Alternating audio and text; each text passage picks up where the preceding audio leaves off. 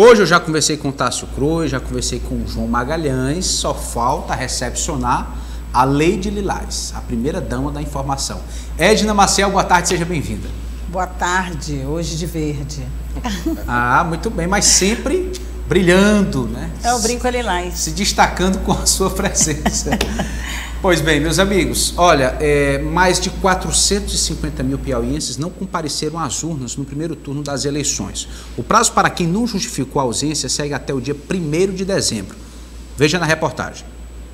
A taxa de abstenção de votos no Piauí foi de 17,79%, de acordo com o TSE, percentual inferior à média nacional. Não chegamos nem a 18%, ou seja, o nosso eleitor compareceu em massa, né? Mais de 82% do eleitorado piauiense foi votar, então é muito positivo isso. Quem faltou à votação precisa justificar a ausência. Essa justificativa ela precisa ser fundamentada, ele precisa comprovar por que não conseguiu nem votar e nem justificar no dia da eleição. E aí, nesse caso, ele precisa apresentar um documento. Exemplo, vai fazer uma cirurgia. Aí, nesse caso de cirurgia, ele tem que apresentar o atestado médico, que naquele dia estava fazendo a cirurgia e por isso não pôde comparecer às urnas. 2.045 eleitores piauienses fizeram a justificativa pelo aplicativo e-Título. Tudo para evitar débitos junto à Justiça Eleitoral. É gerada uma multa no cadastro dele, essa multa é do valor de R$ 3,51, é um valor pequeno, mas que gera alguns dissabores na vida civil do eleitor, né? Ele, por exemplo, se ele passar no concurso público e for chamado, ele não pode assumir por conta dessa multa. Então, enquanto ele não justificar ou quitar essa multa, ele não consegue assumir o cargo público. Se ele quiser fazer um empréstimo no banco, tem que estar quite com a Justiça Eleitoral. E com essa multa ele perde a quitação. É interessante, a gente avaliava essa taxa de abstenção aqui no Piauí, ela se aproximou da abstenção de uma eleição municipal, porque a eleição municipal ela tem muito mais presença, as pessoas comparecem mais, porque tem um envolvimento pessoal com os candidatos, a movimentação é mais intensa, e essa eleição presidencial e para governo, ela se assemelhou a esse contexto. Edna Maciel, a importância de votar, não é só porque o voto é obrigatório, mas enquanto cidadãos, qual a importância do voto, Edna? Pois é, a gente até, vou te dizer que eu até esperava, diante de tudo que a gente vem analisando aqui, que tivesse até uma abstenção maior. Foi muito bom o número, apesar da gente fazer esse comparativo, né, do municipal, que você fez aí rapidamente, em termos de proporção, mas as pessoas, eu acho que elas estão mais conscientes do voto, sim. Como você me perguntou, a importância do voto não é realmente só porque você vai votar em algum conhecido, em alguém que você gosta, em alguém que é conhecido do seu parente ou que pediu para você. Acho que hoje as pessoas estão muito mais conscientes e eu vi o ministro do TCE falar também sobre isso, aprenderam mais, estão aprendendo mais, de que o voto é necessário por conta das políticas públicas, que é importante votar porque é a sua vida, é a educação, é a saúde, é a segurança. Todos essas cinco pessoas que nós votamos e escolhemos e ainda vamos votar escolhendo o segundo turno, elas vão nos representar e tudo que envolve a nossa vida, né, Eliezer e colegas? São as leis, são os projetos de leis, enfim, é o que realmente nos importa para poder viver, porque sem uma lei que nos confirme todos os nossos direitos e os nossos deveres, sem esses projetos que vão implementar essas políticas públicas nas diversas áreas que eu já citei e que vão defender as nossas identidades plurais, nós não podemos viver com dignidade, né? É por isso que hoje nós temos mais representantes. Eu acho sim, Eliezer, que as pessoas estão mais conscientes do voto e a gente, como comunicação, como comunicadores, temos que fazer esse papel de reafirmar sempre a importância desse nosso direito e dever constitucional. João Magalhães, se eu votar ou não, vai ter eleição do mesmo jeito. Então, se eu não escolher, vão escolher por mim.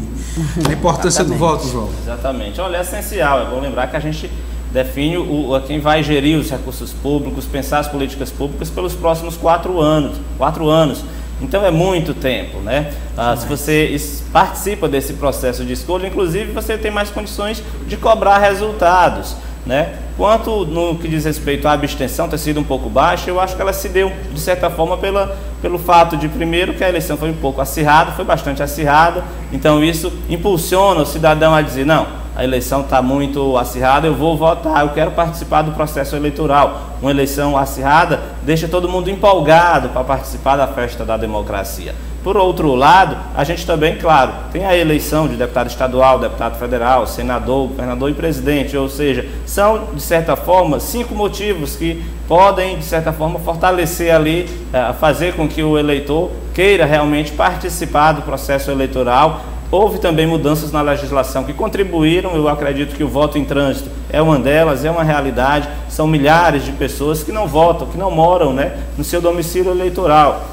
Votam em moram na capital, estudam na capital e votam no interior, e o voto em trânsito ajudou de forma significativa a esse cidadão votar sem precisar se deslocar. Inclusive, acho que ele vai ser essencial no segundo turno, viu, Eliezer? É bom lembrar que a gente tem segundo turno apenas para presidente da República aqui no Piauí, ou seja, o cidadão talvez não encontre tantos motivos, né, não vai ter, de certa forma, uma ação mais efetiva de candidatos a deputados, de lideranças, tentando, de certa forma, contribuir para levar o eleitorado até seus colégios eleitorais. Então, eu diria que é preciso até mesmo que a Justiça Eleitoral e as próprias coordenações de campanha trabalhem muito essa questão da importância da presença do cidadão no segundo turno das eleições, porque corre-se o risco da gente ter um aumento nessa abstenção, já que muitas vezes o cidadão diz, não, eu vou votar no primeiro turno porque eu também quero escolher um deputado, um governador. Agora, como vai ter apenas eleição para presidente, o eleitor pode, de certa forma, se sentir um pouco distanciado desse processo de escolha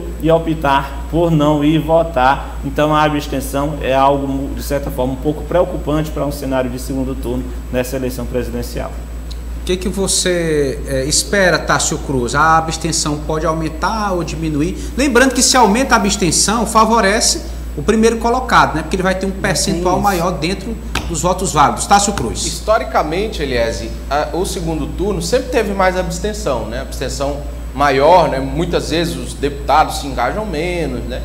Para, por exemplo, os vereadores, né, quando é eleição municipal, se engajam menos. Mas esse ano, Eliezer, eu percebi um componente interessante, que é o voto consciente, as pessoas com interesse de votar. Eu contava ontem, né, que eu fiquei 3 horas e meia para votar na minha sessão. Nossa. E eu conversava com alguns amigos ali, amigos assim, que viraram amigos, porque 3 horas e meia numa fila acaba que você naturalmente começa a dialogar. E eu conversava com uma pessoa que estava à frente de mim na fila e ele dizia, olha, eu vim de manhã, deixei os filhos e a minha esposa vem de tarde, mas eu faço questão de, mesmo ficando 3 horas e meia, votar justamente para apoiar o candidato dele. Então eu acho que esse componente desse ano, com a eleição polarizada, tem chamado a atenção, que é o interesse da população pelo voto, né, principalmente para eleger o seu candidato. Então eu acho importante por esse ponto. Só lembrando, né, Eliezer, além do nacional que nós teremos segundo turno, 12 estados brasileiros terão segundo turno, entre eles São Paulo, Rio Grande do Sul, Bahia, Pernambuco, estados grandes, onde nós teremos segundo turno, apesar do Piauí não ter, mas são 12 estados brasileiros, onde o eleitor, além de votar para presidente, também votará para governador no dia 30 de outubro. Bom, reforçar que esse voto universal, que vale de igual para igual entre todos os eleitores, ele é uma conquista histórica, né? Nós vivemos no Brasil um tempo em que mulher não votava, negro não votava, pobre não votava, poucas pessoas tinham acesso a ocupar cargos de poder e tomar decisões. Então, com muita luta, foi instituído o sufrágio universal no Brasil, o direito de eu e você votarmos, escolhermos nossos representantes, aqueles que vão tomar as decisões. Não é possível que se desperdice, por qualquer motivo, um direito como esse, né? Eu lembro ainda no primeiro turno, conversando com um colega, ele disse, eu não tenho um candidato a deputado, nenhum me serve. Eu disse, olha, você conhece os candidatos? Muitas vezes as pessoas não conhecem os candidatos. Dizem que não servem porque não conhecem os candidatos. Se a gente for olhar para candidato a deputado, são centenas. Será que pelo menos um não representa, não cria uma identidade, com alguém que está desinteressado em votar? Enfim, não há argumento para simplesmente se deixar de votar por um motivo qualquer. É um direito importante que tem que ser valorizado, e dizer assim, quem não votou no primeiro turno tem até dezembro para justificar a ausência, sob pena de uma multa. A multa é R$ 3,50, parece muito pouco, parece simbólica, mas se você considera 20% de abstenção no Brasil, se essas pessoas não justificam o voto e forem pagar a multa, a Justiça Eleitoral vai ter uma arrecadação volumosa. Uma bolada, viu? né, Elias? Uma bolada, viu, meus amigos? Infelizmente, eu já ouvi uma pessoa, mas uma pessoa em especial me dizer, é pouco, isso aí é uma quantia irrisória, dá para... não vou votar. Então, as pessoas têm que se interessar, como você está falando, de realmente saber quem são seus candidatos. E se me permite, eu acho que à vontade. Isso tem que começar, né, Eliezer, colega, na escola. Eu acho que se a própria escola começar a incentivar, desde a formação, desde lá o pequenininho que a gente coloca para alfabetizar, já ensinar o que é uma Câmara, o que é uma Assembleia, para que serve, quais são as leis que regem, quem é que vai fazer essas leis. Eu acho que já incentivar, brincar de eleição, sabe, dentro do colégio, fazer uma atividade e depois, até a faculdade. Então, eu acho que também a nossa educação tem uma falha muito grande nisso e pode contribuir mais. Hoje já melhorou, mas ainda acho que não é o ideal. O valor da multa é até pequeno, de fato, mas o prejuízo que o cidadão pode ter, esse pode ser muito maior, porque, de fato, são consequências em todas as áreas da gestão pública e o cidadão vai ter ali que ver os seus amigos, os demais eleitores, participando de um processo de escolha que é muito importante e que impacta diretamente na vida de todos nós. Quem se ausenta de participar desse processo de escolha é como se estivesse lavando as mãos e deixando que outras pessoas decidam por si o seu próprio futuro. Muito bem. A governadora Regina Souza falou sobre a campanha para o ex-presidente Lula aqui neste segundo turno de eleição no Piauí. Vamos ouvi-la. Mais leve, né? É muito séria, é uma disputa muito dura, mas é mais leve para mim como governadora do que aquela campanha que tem muito de candidato. Né? Por exemplo, se eu fosse na atividade de um candidato, o outro ficava com queixa que eu não fui. Então era melhor não ir nenhuma. Eu só fui na campanha majoritária mesmo para poder ajudar. Do jeito que eu pude, mas tinha uma máquina para eu tocar que também não era simples. Tássio Cruz. É uma campanha, como disse a governadora, né, Elias, menos complicado, porque, como ela falou, ela não poderia fazer uma campanha intensa estadual, porque gera aquele ciúme dentro da base, né? A governadora está apoiando o candidato mais ou outro. Agora é uma unificação, né? E como eu disse na minha participação inicial, o governador Wellington Dias está em São Paulo, participando dessas reuniões de coordenação, e aí devemos ver o tom dessa campanha de segundo turno do ex-presidente Lula, candidato presidenciável, né? A informação de momento importante que o PDT anunciou apoio a Lula no segundo turno. Ainda não tivemos um posicionamento do candidato Ciro Gomes, mas o PDT já anunciou esse apoio. Foi o Carlos Lupe, o presidente? Isso, o presidente do PDT, Carlos Lupe. E os candidatos, Eliezer, agora buscam adesões, né? Buscam adesões ali da candidata que ficou em terceiro, Simone Tebet, né? E outros candidatos também. Adesão nesse momento é importante para fortalecer a base eleitoral. E o presidente Jair Bolsonaro tem tido uma estratégia nesse início de segundo turno, que começa por agora, é fortalecer as bases que deu a ele uma vitória mais expressiva, né? Principalmente sul e sudeste do Brasil. Então deve ser essa a tônica, né? O ex-presidente Lula buscando adesões e o atual presidente Jair Bolsonaro buscando fortalecer as suas bases eleitorais.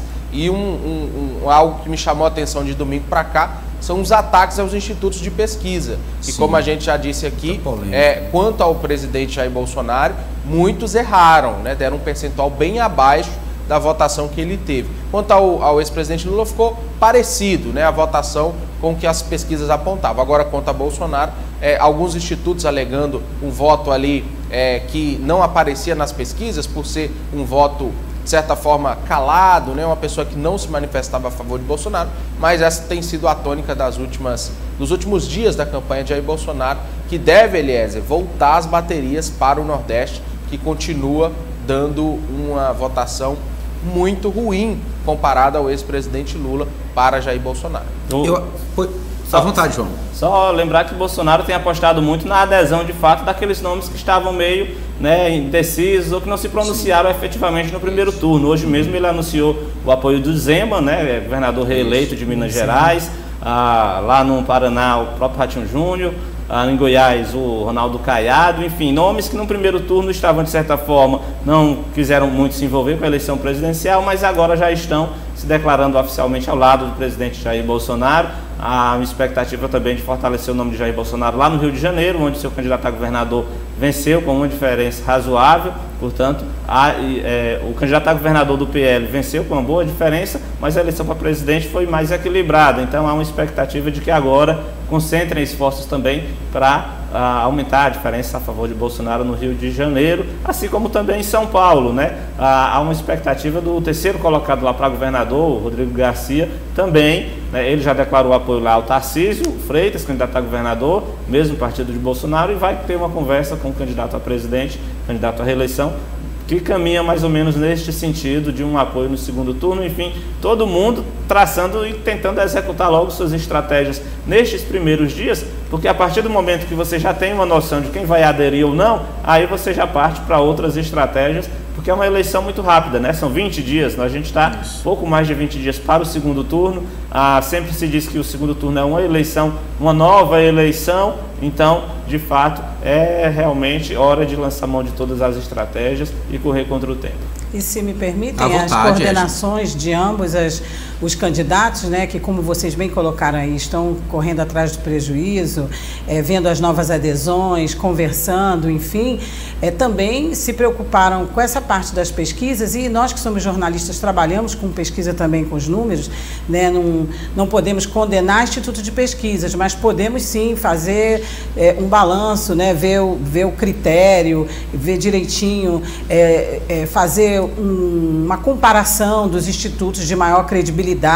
Sabemos que tem uns que mudaram apenas de pessoas que comandam, mas são institutos que são credenciados. Então, todas as duas campanhas estão se deitando mesmo sobre os números, vendo quem tem maior credibilidade, apostando em fazer um estudo maior e mais minucioso agora nessa reta final, mas principalmente vendo onde cada candidato não teve a votação esperada para fazer uma conquista melhor naquele público ou naquela área. A gente sabe que Lula é mais forte no Nordeste e sabe que Bolsonaro está mais forte no Sul e no Sudeste do país. Então, todos os dois estão buscando, nesses campos, fazer suas conquistas, verificar realmente onde eles podem centrar mais fogo. E a internet também, né, gente? Infelizmente, de ontem para cá, nós tivemos uma campanha muito ruim em relação a nós, eu falo nós porque me considero nordestina, uma campanha muito ruim em relação a preconceito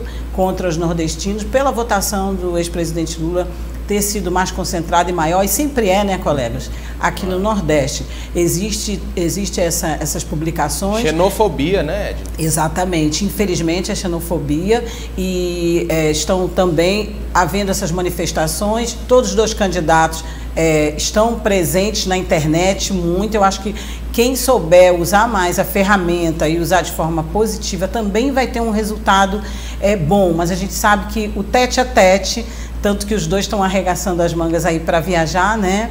Sim. E o tete a tete, ele tem, que é o contato direto, né, com o eleitorado, ele tem uma resposta muito boa. Então, ambas as campanhas de bastidores, a gente sabe que estão vendo todas essas duas questões que também pesam, Eliezer e colegas.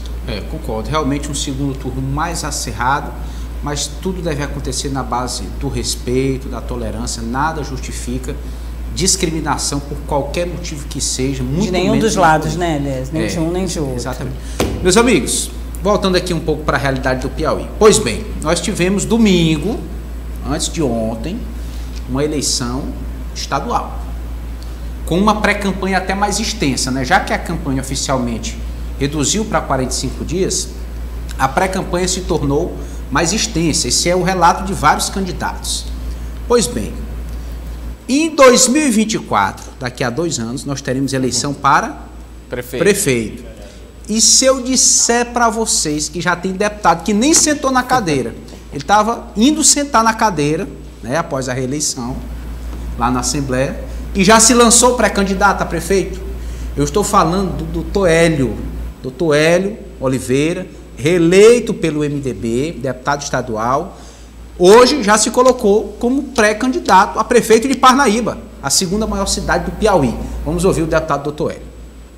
É um desejo meu dizer aqui, nós tivemos lá mais de 8 mil votos novamente, estamos no MDB, estamos nessas tratativas com o partido e o meu nome sim vai estar colocado como pré-candidato a prefeito de Parnaíba, da mesma forma que nós fizemos da vez anterior. Quando a gente tem clareza do que se objetiva, é lutar, é trabalhar, é convencer a maioria, mostrar que somos capazes, até porque Parnaíba tem uma administração muito pobre, muito ineficiente, muito desqualificada. Eu acho que precisa avançar nesse sentido. Deputado. João Magalhães, já começou a eleição municipal, João? Já, e eu posso arriscar que todos os deputados, todos os eleitos já estão pensando em 2024. O doutor Hélio, de fato, foi que falou à frente das câmaras, os outros normalmente gostam de tratar ali nos bastidores, mas, assim, o Brasil é uma questão cultural, né? O brasileiro gosta de campanha eleitoral, o brasileiro acompanha a campanha eleitoral, discute política diariamente, não só a questão administrativa, mas principalmente essa questão partidária. Em certos momentos a gente acha até que há um certo exagero, que era hora de focar mais na questão administrativa e deixar a questão partidária realmente para o período eleitoral, mas não tem jeito, não tem como. É aquela velha história, quando dois políticos se encontram, eles sempre vão tratar de política e sempre vão acabar tratando de eleições, analisando perspectivas, conjecturas, o que pode acontecer, quem pode se aliar, quem pode brigar. Então, não tem para onde correr. Essa pauta eleitoral, ela está presente no jornalismo político diariamente, porque de fato é um assunto que está presente e a gente, enquanto jornalista político, apenas dá uma caixa de ressonância, vamos dizer assim, para esse debate que já existe nos bastidores. O doutor Hélio apenas foi um dos que teve aí as condições e achou o momento oportuno para tratar disso, fazendo críticas, né, lá à gestão na cidade de Parnaíba. Agora é bom lembrar que lá a eleição em Parnaíba teve um resultado curioso, porque para governador Rafael Fonteles ganhou, para deputado estadual Gracinha Monsanto teve uma votação muito expressiva, né? Isso. Me parece que mais de 20 mil votos. 22.904. Quase 23 mil votos, então, uma votação bastante expressiva. Monsanto, o prefeito Monsanto, não tem mais como disputar a reeleição, ele já está no segundo mandato, obviamente também não pode lançar filho e candidato. Doutor Hélio já começa aí a traçar um caminho para a oposição, se colocando à disposição para tentar construir uma candidatura competitiva e alternativa lá no município de Parnaíba. Como é que você avalia, Tássio Cruz? Existem outras forças políticas lá na cidade de Parnaíba, tem o doutor Hélio, tem o ex-prefeito e agora eleito deputado federal Florentino Neto, tem o grupo do atual prefeito Monsanto, é uma base bastante acirrada. Eu acho que ele esqueceu de combinar com Florentino Neto, PT e Gracinha, porque a votação do doutor Hélio, Eliezer, na última eleição em 2020 foi fraquíssima em Parnaíba. Ele teve para prefeito pouco mais de 20 mil votos, 20.123 votos. Para se ter ideia, foi derrotado acachapante pelo atual prefeito Monsanto. Para se ter ideia, Gracinha para deputado estadual teve mais votos que doutor Hélio para prefeito em Parnaíba. Para a gente ver o tamanho da expressão que foi a votação de Gracinha. Isso, ao todo. 57% de toda a votação dela, 39 mil, como disse a Edna, saiu de Parnaíba. Então, e o doutor Hélio teve 8 mil votos para deputado, ou seja, Gracinha teve praticamente o triplo dos votos dele em Parnaíba. Então, eu acho que, claro, né, agora todo mundo vai se lançar, né, vai buscar a sua estratégia, mas diante da votação que Gracinha Moraes Souza teve, né, ou Gracinha Monsanto, né, como ela usou na urna, com 22 mil votos, Florentino Neto com mais de 21 mil votos, sai fortalecido um deputado federal com mais de 100 mil votos no âmbito estadual. Eu acho uma eleição muito complicada para o doutor Hélio. Vamos ver como é que vai se discorrer, né, essa disputa em Parnaíba, mas eu não vejo com tanto otimismo como ele apresenta essa eleição. Se em 2020 o cenário sem Florentino, né, com o enfraquecimento ali de Monsanto, que não estava tão, né, saía de um primeiro mandato, se em 2020 ele teve dificuldade, imagina agora, né, em 2024. É verdade. Bom, Edna, e não é só lá em Parnaíba que uma eleição está amarrada na outra não, viu? Aqui em Teresina também está. Nós conversamos com a deputada Luci Soares, ela avaliou aí o desempenho da Bárbara, que esteve aqui hoje, e já falou dessa possível projeção da sua filha para a eleição municipal aqui na capital. Vamos conferir. Agradeço à população piauiense, teresinense, que ela sempre foi muito generosa, muito bonosa, foi com o Firmino, comigo, e assim foi com a Bárbara do Firmino, agradeço. A Bárbara vai ser oposição ferrenha ao atual governo? Olha, ela está aqui, foi eleita para defender a população, não tem essa questão de vai ser oposição. Ela vai defender o povo, ela foi eleita para defender o povo. Independente do gestor que fosse eleito, ela estaria ali para defender o povo, como ela foi eleita para defender o povo. Então, Edna, eleição recente, projeção para a próxima, como é que você avalia esse cenário? Pois vendo aí essas duas autoridades, esses dois representantes falar, né, tanto a dona Luci como também o doutor Hélio, eu fico aqui pensando como não só se gosta, não é só questão de gostar de política, não, é como se trabalha com o futuro, né, como se antecipa tudo com muito tempo. Vide o que a gente presenciou aqui na pré-campanha, que a gente sempre falava aqui, né, João, que não era pré-campanha. Primeiro a gente usou aqui o termo pré, depois a pré que não era.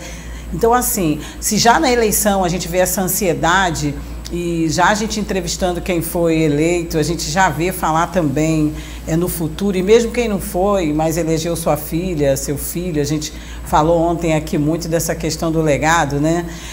Já pensar lá na frente, nos municípios, nas prefeituras, nas vereanças, eu acho que é muito cedo. Começa por aí, já tem o segundo turno aqui, todas essas pessoas são representantes do Estado e do município, estão envolvidas na campanha no segundo turno de alguma forma, né? Mas já estão pensando à frente. Também acho que lá em Parnaíba a situação é complicada, né? E nós temos muito que ver ainda. Agora, talvez seja uma questão até estratégica dessas pessoas já estarem falando, algum motivo deve ter, né? Não é à toa que um político acabou uma eleição e nós ainda temos, acabou entre aspas, né, que o Piauí não acabou. Tá uma ressaca ainda. Vamos usar a palavra ressaca, ainda estamos descansando de uma eleição, partindo para outra, e todo mundo já está fazendo aí suas previsões e correndo atrás do prejuízo. Pode ser também resultado da empolgação, né? Pode, ainda está no calor, né? O cidadão concorreu no domingo, achou a sua votação expressiva, isso. Aí acaba se empolgando, ainda já tem essa questão na eleição de 2024. Exatamente. João Magalhães, existe uma informação de bastidores que a composição pode ser Marcos Aurélio e Bárbara do Firmino. Essa aliança, inclusive, ela ocorreu aqui em Dobradinha, na eleição para deputado federal, onde Marcos Aurélio era candidato a deputado federal, e muitas lideranças apoiavam Bárbara do Firmino como deputada estadual. Então, é interessante porque o processo político ele vai ocorrendo numa velocidade muito rápida, né? É uma articulação que ela começa, como a Edna disse, com um certo planejamento, tudo se analisa tendências, se analisam números e, obviamente, que depois do resultado de domingo, Bárbara do Firmino, como a gente destacou, inclusive, no Papo do Cafezinho, teve uma votação expressiva. Eu não vou dizer que isso consolida ela para chegar forte em 2024, até porque, para ela, ainda falta principalmente a gente descobrir se ela vai ter uma capacidade de diálogo, de articulação junto com outras lideranças, né? Experiência, obviamente, ela não tem, porque concorreu agora a primeira vez, ainda é muito jovem, preciso ainda ser testada a sua capacidade de dialogar com todos os atores políticos. Uma eleição majoritária é completamente diferente de uma eleição proporcional. Para ela, ainda a gente precisa aguardar um pouco para saber como é que ela vai se desenvolver, como é que ela vai ser avaliada nesse sentido, na capacidade de diálogo e de formar uma verdadeira aliança em torno de si, né? Bom lembrar que candidato majoritário, ninguém é candidato de si próprio. Precisa ter apoio de outros líderes, buscar apoio de outros partidos. Agora, essa dobradinha de Marcos Aurélio para federal e Bárbara do Firmino para estadual, ela ocorreu em Teresina, os dois tiveram votação expressiva, muitos líderes políticos, de fato, votaram casado dessa forma. Agora, resta saber como é que isso pode ser desenvolvido, executado, a estratégia pode ser executada até 2024, porque também, obviamente, tem outros nomes que podem surgir daqui para lá. Edna, eu queria que a gente conversasse agora, você fez um levantamento sobre a eleição de alguns perfis de candidatos mais específicos, candidatas, mulheres. Isso. Fica à vontade, Edna. Bom, e a gente acabou de falar, né, aí das candidatas em nível estadual, e aí eu gostaria até de citar, antes de falar do nacional, a renovação das vagas femininas aqui foi de 75%, né, e nós tivemos Janaína Marques com 49 mil, a deputada Ana Paula retornando à casa com 50.580, já falamos da Bárbara, e a Gracinha também falamos, né, aí com 39.515, a Bárbara do Firmino teve 35.276. Mas como você ia bem falando, e esse aí foi um post que uma grande artista, Preta Gil, fez com essas fotos, e a gente aproveitou aqui as fotos para citar que também a bancada feminina no Congresso terá trans e indígenas. É um público, Eliezer, que foi muito trabalhado nessa campanha, além de nós mulheres negras e mulheres, também que tenham a representatividade. Então a bancada feminina na Câmara dos Deputados teve um aumento que a gente considera pequeno ainda, 18%, né, no número de deputados federais eleitas. Então, entre as 513 parlamentares, entre os 513, 91 são mulheres, dessas 2 são trans, tá? E 3 indígenas. Então a bancada nesse domingo que foi eleita, Eliezer, é maior do que a de 2018, quando 77 mulheres conquistaram uma vaga. Então, pela primeira vez na história do Congresso, a bancada vai ter 2 mulheres, 2 deputadas transgêneros, tá? Que são Érica Wilton, do PSOL de São Paulo, e Duda Salabert, do PDT de Minas Gerais. Uma com 256 mil votos e outra com 208 mil votos. Falando aqui para vocês que essas candidatas já tinham, né, um histórico na política. Aí a gente está vendo também Sônia Guajajara, do PSOL, que teve mais de 150 mil votos, Célia Chacriabá, PSOL Minas Gerais, e Silvia Waiapi, do PL também. Essa obteve 5 mil votos. Então, assim, as mulheres estão mais representadas. Vimos aí também Benedita da Silva no Rio de Janeiro. Enfim, temos mais mulheres representadas, mas ainda assim, a representatividade é muito pequena, tá, Eliezer e colegas? Tanto aqui como no Brasil, principalmente se comparado a outros países. Meus amigos, nosso jornal está chegando ao fim. Muito obrigado pela presença de todos vocês. João Magalhães, editor de política do Jornal Dia, Tássio Cruz do portaldia.com, Edna Maciel, a Leide Lilás, muito obrigado pela presença do nosso público, pela audiência, por toda a atenção. Ótima tarde a todos, nós ficamos por aqui. Voltamos amanhã, com o Dia News volta amanhã a partir da 1 da tarde. Só lembrando, às 6 da manhã, na FM O Dia tem comando geral, a partir das 7 horas da manhã tem comando geral também na TV, sempre com as primeiras e principais informações do dia. Até a próxima!